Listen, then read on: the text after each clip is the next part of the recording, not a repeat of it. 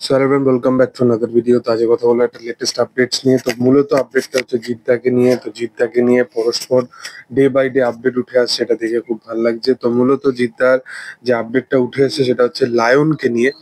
তো লায়নকে নিয়ে তোমাদেরকে একটা আপডেট দুদিন আগেই দিয়েছিলাম যে মিমি চক্রবর্তীর নামটা লায়ন থেকে সরে যাচ্ছে, এটাই আপডেট মূলত উঠে এসেছিল যে মিমি চক্রবর্তীকে যে ফাইনালাইজ করা হয়েছিল, মিমি চক্রবর্তী নাকি স্ক্রিপ্টের জন্য নাকি কোনো স্কেডিউল ওয়াইজ তার টাইম হচ্ছে না, সেই কারণবশত সে সেই স্ক্রিপ্ট থেকে সরে যায়। তো মিমি চক্রবর্তীর নাম নাকি আর শোনা যাবে না, এবং জিতের অপোজিটে নাকি মিমিকে এই রোলটার জন্য করতে দেখা যাবে না।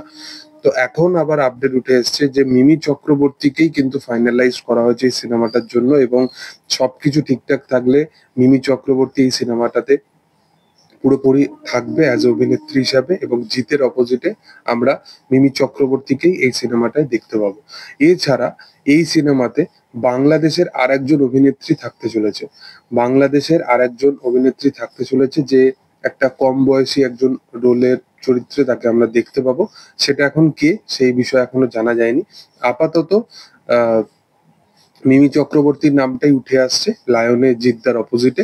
এবং আরেকটা তোমাদেরকে বড় আপডেট দিয়ে রাখি যে জিদ্দার লায়ন সিনেমাতে একটা বড় একজন, মানে সেখানকার একজন বড় অ্যাক্টর বলতে পারো, বা আপকামিং একজন বড় সুপারস্টারও বলতে পারো, সে এই সিনেমাতে পার্ট হতে চলেছে। সেটা শারিফুল রাজও হতে পারে, যে অলরেডি রায়ান রাফির সাথে সিনেমা খুব, মানে তাণ্ডবেতে ক্যামিও করলো, বা তাছাড়া তুমি আফরান নিশো হতে পারে। তো দেখার যে সেটা কে হয়।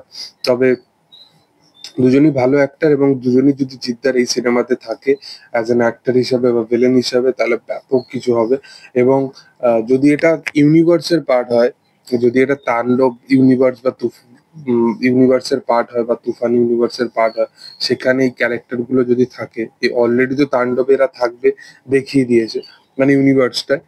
তো এই সিনেমাটাও যদি ইউনিভার্সের পার্ট হয় সেই তাণ্ডবের, তাহলে ব্যাপক কিছু হবে। তো দেখার যে সেটা কি হয় আপকামিং দিনে। আমি প্রচন্ড ভাবে এক্সাইটেড আছি মূলত এই কাজটা নিয়ে, এবং লায়ন প্রচন্ড বিগ স্কেলের একটা কাজ হতে চলেছে। এবং জিদ্দা action out and out action সিনেমায় ফিরবে হচ্ছে লায়ন নিয়ে, এবং সেই লায়নে যেটা মানে হতে চলেছে সেটা আলাদা রকমই কিছু আসতে চলেছে। তো মূলত লায়ন সিনেমা নিয়ে আপাতত এটাই আপডেট ছিল। তোমাদের কি বক্তব্য, তোমরা কতটা এক্সাইটেড আছো সেটা কমেন্ট সেকশনে জানিও। এবং ভিডিও যদি ভালো লেগে থাকে অবশ্যই লাইক করো, শেয়ার করো, সাবস্ক্রাইব করো চ্যানেলটাকে, পাশে থাকা বেল আইকনটা অবশ্যই প্রেস করে দিও। Thank you all, by.